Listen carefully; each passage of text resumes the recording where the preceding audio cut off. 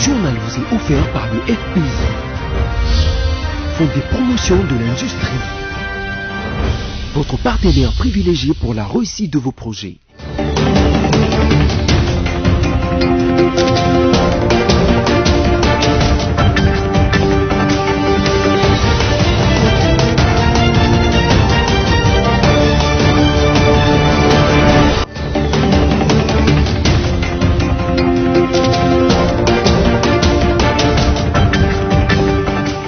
Bienvenue à toutes et à tous à cette nouvelle session d'information sur BSC TV, dont voici tout de suite la charpente.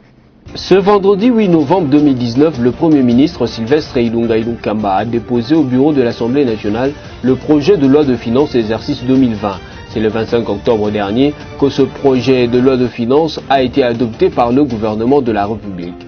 Et puis le qui nous a interrogé à travers les rues de la capitale ce vendredi 8 novembre approuve la peine flanquée à Bosco Taganda par la Cour pénale internationale tout en estimant qu'il fallait plus. Ils sont par ailleurs déçus du verdict sur l'affaire meurtre de l'administrateur du centre de santé Vijana dans la commune de Lingwala. Enfin, dans la province du Haut-Katanga, les élèves se plaignent de passer de journées entières en classe sans étudier. Pour ce faire, ils se sont rendus auprès du gouverneur Jacques Kabula-Katoué afin d'avoir des réponses aux multiples questions qui leur traversent l'esprit. Encore une fois de plus, bienvenue à toutes et à tous. Comme vous l'avez suivi en luminaire, le Premier ministre Sylvestre Ilunga Ilunkamba a déposé ce vendredi 8 novembre 2019 le projet de loi de finances 2020. C'est le 25 octobre dernier que le gouvernement avait adopté ce projet de loi de finances exercice 2020 dont le budget s'établit en équilibre de 16 895 milliards de francs congolais. Suivez. Ce vendredi 8 novembre 2019, le Premier ministre Sylvestre Ilunga Ilunkamba a déposé son projet de loi de finances 2020 à l'Assemblée nationale. Ce projet de loi adopté par la représentation nationale le 25 octobre dernier s'établit en équilibre à 16 895,8 milliards de francs congolais en dépenses et en recettes, soit un taux d'accroissement de 63,2% par rapport au budget de l'exercice 2019. Le projet du budget exercice 2020 prend en compte l'instauration de la gratuité de l'enseignement primaire, la prise en compte progressive de la couverture santé universelle en vue de permettre l'accès de la population aux soins de santé ainsi que l'opérationnalisation de la Caisse nationale de péréquation prévue par la Constitution de la République. Notez aussi que ce budget contient des innovations comme l'informatisation de la caisse de recettes pour la traçabilité de celui-ci, la transparence et la fluidité du circuit de son exécution dans le but de booster la collecte de recettes. Devant la presse, le Premier ministre Sylvestre Ilunga Ilunkamba a déclaré que toutes les innovations contenues dans ce projet de loi seront exposées et défendues devant les députés. Tout à fait autre chose dans ce journal, le ministre des Finances Willy Kitobo Samsoni a entamé la campagne de vulgarisation sur le nouveau code minier promulgué depuis plus d'une année par l'ancien chef de l'État Joseph Kabila Kabange. Devant les participants présents à cette cérémonie, le ministre de Mines a donné les grandes lignes inscrites dans ce code minier. Srine Soulambi Mukenge pour le reportage. Le nouveau code minier numéro 18/001 de la République démocratique du Congo passe à sa phase de matérialisation. Promulguée depuis plus d'une année par le président de la République sortant, cette loi minière révisée est désormais à la portée de toutes les parties prenantes. Pour sa mise en pratique, le ministre de Mines, professeur Willy Kitobo Samsoni, l'entame sur une campagne de vulgarisation au cours de laquelle il a dégagé des grandes lignes inscrites dans ces nouveaux codes miniers aux participants présents à la cérémonie. Le code minier de 2002 ne pouvait que refléter les principes et règles dictées par les puissances étrangères, lesquelles donnaient plusieurs avantages aux sociétés minières au détriment de l'État congolais et des communautés locales. Nonobstant les impacts positifs sur l'accroissement du nombre des entrepreneurs et de la production ainsi que de l'amélioration des finances publiques. La loi minière révisée est désormais à la portée de toutes les parties prenantes. Cet outil de souveraineté doit s'appliquer dans toute son intégralité, car elle reste toujours attractive et incitative. Cette campagne de vulgarisation qui s'étend de novembre 2019 à juillet 2020 sera couverte par une série d'ateliers et de formations sur toute l'étendue de la RDC, impliquant toutes les parties prenantes, à savoir l'État congolais, les communautés locales et les investisseurs. La mise en application de ce code minier nécessite l'implication de tous pour son succès. De son côté, le conseiller du chef de l'État dans le secteur minier, Michel Eboma, a insisté sur le strict respect de cette loi minière qui est également un nouvel instrument juridique. Il y a eu une certaine hésitation de la part de certains opérateurs du secteur minier, donc notamment en ce qui concerne le régime fiscal. Mais je crois qu'avec la vulgarisation de ce code, et j'ai bonne foi que les choses vont mieux se passer qu'avant. Vous et moi, nous sommes amenés à respecter la loi, y compris le code minier et ses mesures d'application. La dite campagne est une occasion en or offerte aux investisseurs pour s'approprier du nouveau code minier. Par ailleurs, ce code révisé va accroître les recettes de l'État et cela permettra aux communautés locales de jouir pleinement des ressources minières de leur sous-sol. En outre, l'enjeu autour de la mise en application est tel que cette loi minière est boudée par le 7 géants miniers de la RDC, dont Ginkor. D'un ministère à un autre, le ministre de l'Industrie, Julien Paluku Kahongya, a accordé jeudi 7 novembre 2019 une audience à l'entreprise chinoise spécialisée dans la construction des usines de ciment. L'objectif était de finaliser les travaux de construction de la cimenterie de Maïko qui sera basée dans la province de la Chopo. Liévin Luzolo signe ce reportage. C'est afin de matérialiser les débuts des travaux de construction de la cimenterie de Maïko dans la province de la Chopo que le ministre Paluku Kahongya a eu à s'entretenir avec les Chinois de l'entreprise de Jiangsu Rongwa International Engineering, spécialisée dans la protection du ciment et installation des usines dans le monde, qui va construire cette usine de la Maïko. Le vice-président de cette entreprise, Chang Jingzhu, a rassuré à Julien Paluku et aux experts du ministère de l'Industrie que sa société est capable de concrétiser ce projet. C'est un honneur pour la grande décision qui a été prise par le gouvernement de la République démocratique du Congo afin de pouvoir encourager évidemment les investisseurs.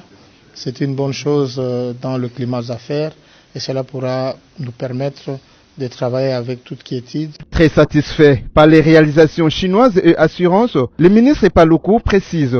J'ai eu une lettre de manifestation d'intérêt des Chinois qui se disaient intéressés par le secteur parce qu'ils sont dans plusieurs pays. Ils ont plus de 3000 travailleurs et beaucoup de firmes internationales à travers le monde. Et je les ai invités pour que nous puissions échanger avec eux parce qu'ils ont une capacité de devoir prendre en charge la cimenterie de Maïko à Kisangani qui va desservir près de 20 millions de personnes en province de la Chopo, en province du Bas-Ouélé, en province du Haut-Ouélé, en province de l'Ituri, en province du Nord Kivu. De son côté, la ministre des Affaires sociales, Rose Boyata, a présidé le même jeudi 7 novembre 2019 la réunion du comité de pilotage année 5 en ce qui concerne le renforcement des capacités de policiers, personnels de justice et travailleurs sociaux en matière de protection de l'enfant. Encore une fois de plus, Liévin Luzolo.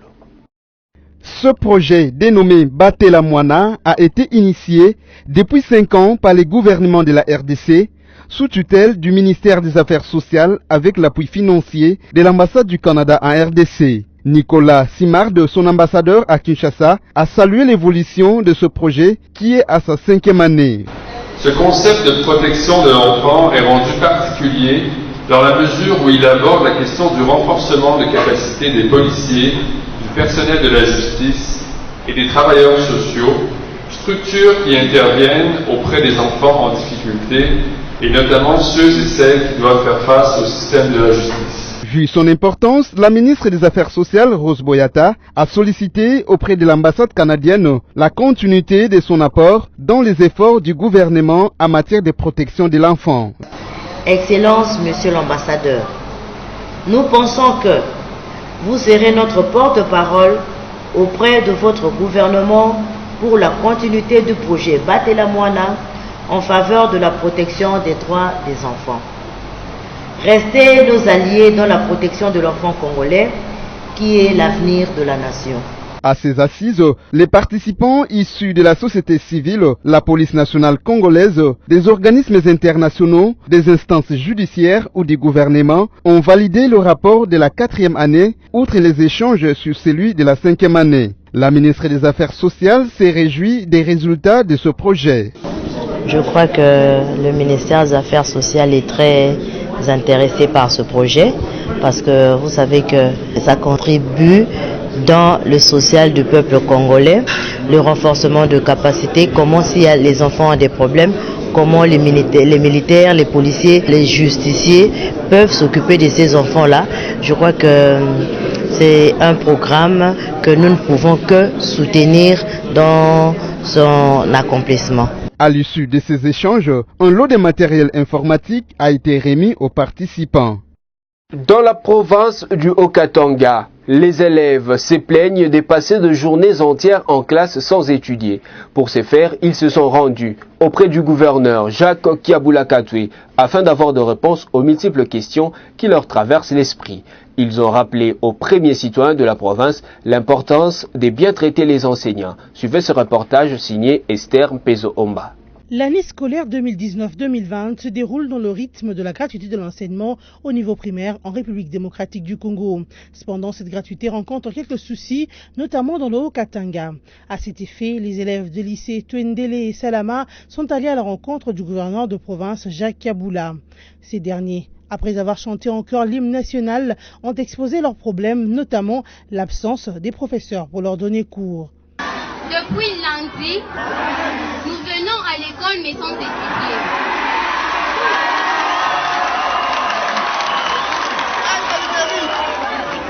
Nous passons nos journées dans les salles des classes, assis, dormir, mais on n'y fait rien. Alors, nous venons pour vous demander, pourquoi est-ce que les professeurs ne veulent pas nous enseigner? Bien sûr, il y a des murmures qui disent que les professeurs sont en grève. Mais pourquoi est-ce qu'ils sont en grève? Au nom de tous ses camarades, la lycéenne de Twendele a soulevé le fait que le chef de l'État avait ordonné que l'on disponibilise de fonds conséquents pour l'enseignement. Suivant les informations, on a entendu dire que le président a versé beaucoup d'argent dans l'enseignement.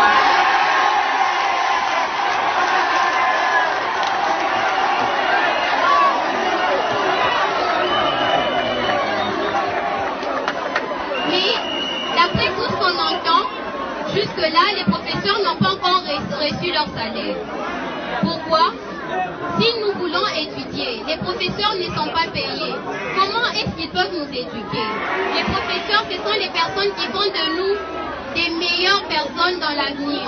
Ils font de nous ce que nous utiles dans la société.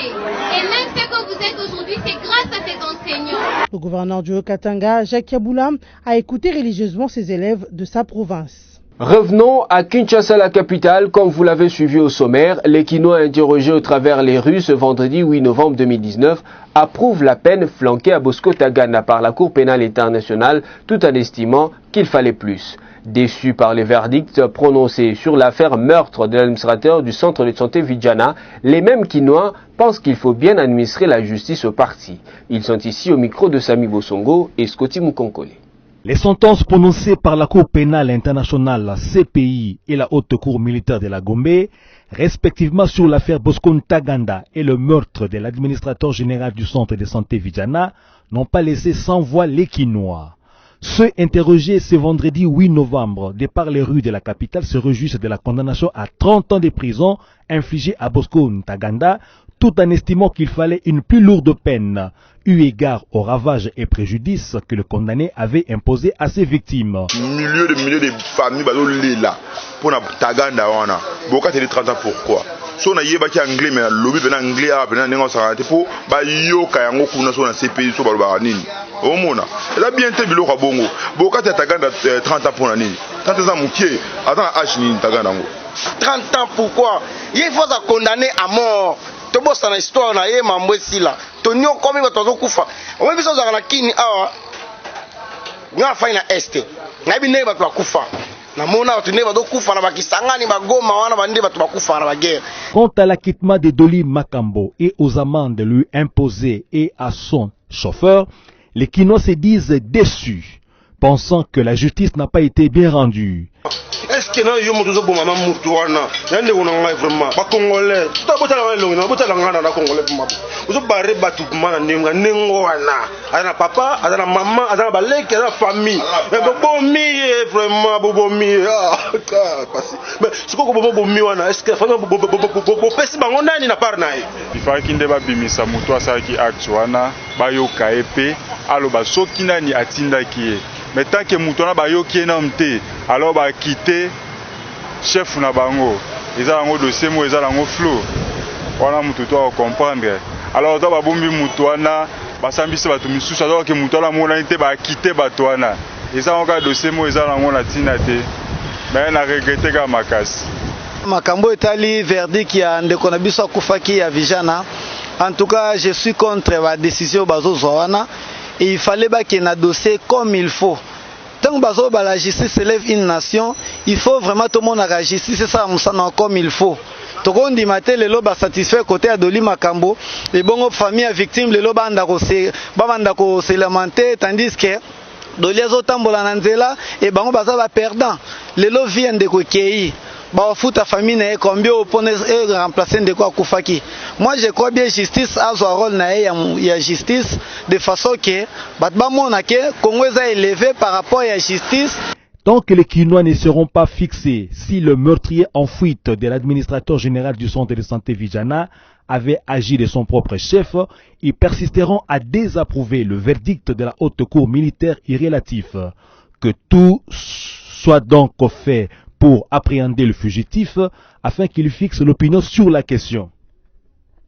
La route nationale numéro 33 qui connecte notamment Kabondo Dianda à Kalemi en passant par Manono et Malembankoulou et Ngoya notamment est désormais opérationnelle. Abandonnée depuis plus de 30 ans, elle vient d'être réouverte après une réhabilitation exécutée par la firme Grec 7 sous le contrôle de l'agence congolaise de grands travaux ACGT. Suivez les détails dans ce reportage de nos confrères sur place. À l'abandon depuis plus de 30 ans, la route nationale numéro 33 dans sa partie qui traverse la province du Olomami n'était plus que l'ombre d'elle-même.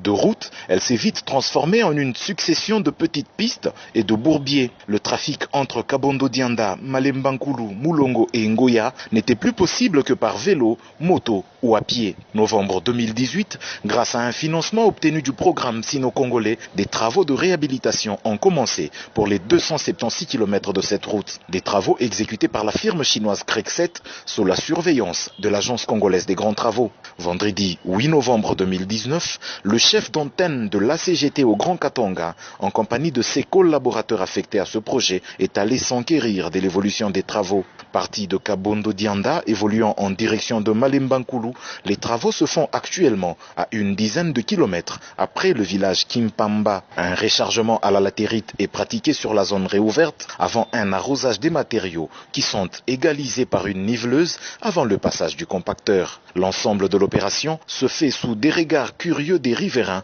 qui revoient 30 ans après des travaux routiers dans leur zone. Le résultat fait la joie de Flori Mwamba Chifumbe, représentant du maître d'ouvrage délégué du ministère des ITPR sur ce projet. Oui, nous avons constaté avec satisfaction que les travaux sont bien faits. Et là où nous nous trouvons avec vous, nous sommes au PK 149, mais avec les dégagements d'emprise, nous sommes déjà au PK 152. Alors d'ici 20 jours, nous serons au PK 160, à 25 km de Malemba, où nous allons nous arrêter en attendant la saison sèche prochaine. La route est à nouveau là, à la population de se remettre au travail de champ pour lui donner toute sa valeur. Le gouverneur de la province du Olomami quitte son fauteuil malgré lui. Et ce à la suite du vote à la majorité absolue de la motion de défiance initiée contre lui. Sur les 24 députés provinciaux, 21 étaient favorables à la dite motion. Les détails avec Placide Kesselo dans ce reportage. Marcel Lengue n'est plus gouverneur de la province du Olomami. La motion de défiance initiée contre lui par les députés provinciaux Samuel Yumba a été votée à la majorité absolue par les députés provinciaux ce vendredi 8 novembre 2019. Le motionnaire Samuel Yumba a formulé un certain nombre de reproches au gouverneur déchu, notamment le refus de présenter son programme d'action à l'Assemblée provinciale et les détournements des deniers publics. À la veille de son éviction, un groupe composé essentiellement de jeunes s'est mis à régler des comptes aux députés favorables à la motion. La question qui taraude les esprits en ce moment précis est de savoir qui succédera à Marcel Lengue, le désormais ancien gouverneur de la province du Haut-Lomami. C'est un ouf de soulagement pour les habitants de Manono dans la province du Tanganyika. Ils ont reçu dans les comptes de 100 premiers jours d'urgence du chef de l'État des usines, l'une pour les traitements d'eau et l'autre pour résoudre le problème d'électricité. Ces ouvrages ont été inaugurés par le vice-ministre des Ressources hydrauliques et électricité, Papi Mpungu. Clarisse Bebumwika nous signe ce reportage. Les solutions sont trouvées au manque d'eau et d'électricité à Manono dans les Tanganyika. La descente du vice-ministre des Ressources hydrauliques et électricité mardi 5 novembre dans ces coins de la RDC et l'accomplissement de la détermination du gouvernement Ilunkamba d'appliquer la vision du chef de l'État qui est celle de lutter pour le social de tous les Congolais. Ici, Papi Mpungu Luamba a inauguré la nouvelle usine de traitement d'eau de 120 mètres cubes par heure.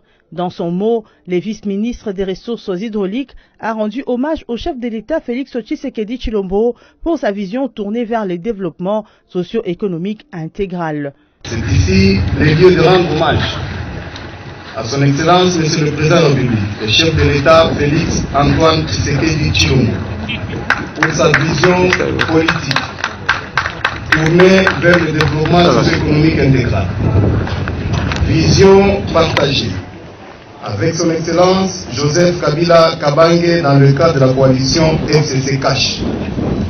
Vision qui a trouvé sa parfaite cristallisation dans le programme d'action du gouvernement de la République conduit par son Excellence Monsieur le Premier ministre Sylvestre Ilunga Ilunkamba, chef du gouvernement. Puis Papi Mpungu a coupé les rubans symboliques et visité cette usine qui vient soulager Manono. Pour pallier également à la pénurie d'électricité dans ces coins de la province du Tanganyika, le vice-ministre des Ressources hydrauliques et électricité, accompagné du PCA de la SNEL André Alain Atundu, a procédé à l'inauguration de la centrale solaire photovoltaïque construite à Manono avec une capacité d'1 mégawatt. Fruit d'une collaboration entre la SNEL SA et l'entreprise Congo Énergie qui permettra à la population de ce coin d'avoir la lumière grâce aux panneaux solaires avec un mode de prépaiement institué pour une utilisation rationnelle de l'énergie électrique. Bénéficiaire de ces bonnes actions, la population des Manono a exprimé sa joie de diverses manières. Danse, applaudissements, pour ne citer que celle-là. Nous atterrissons en douceur dans ce journal. Mesdames, Messieurs, si vous nous avez pris en cours, voici le rappel de principaux titres. Ce vendredi 8 novembre 2019, le Premier ministre Sylvestre Ilunga Ilunkamba a déposé au bureau de l'Assemblée nationale le projet de loi de finances exercice 2020. C'est le 25 octobre dernier que ce projet de loi de finances a été adopté par le gouvernement de la République. Et puis le Kino a interrogé à travers les rues de la capitale ce vendredi 8 novembre approuve la peine flanquée à Bosco Ntaganda par la Cour pénale internationale tout en estimant qu'il fallait plus. Ils sont par ailleurs déçus du verdict sur l'affaire meurtre de l'administrateur du centre de santé Vijana dans la commune de Lingwala. Enfin, dans la province du Haut-Katanga, les élèves se plaignent de passer de journées entières en classe sans étudier. Pour ce faire, ils se sont rendus auprès du gouverneur Jacques Kabula-Katoué afin d'avoir des réponses aux multiples questions qui leur traversent l'esprit. C'est par ici que nous bouclons complètement la boucle. Merci à vous de nous avoir suivis partout à travers le monde. Restez fidèles au programme des BSC TV car les actualités sont en continu. Merci et au revoir.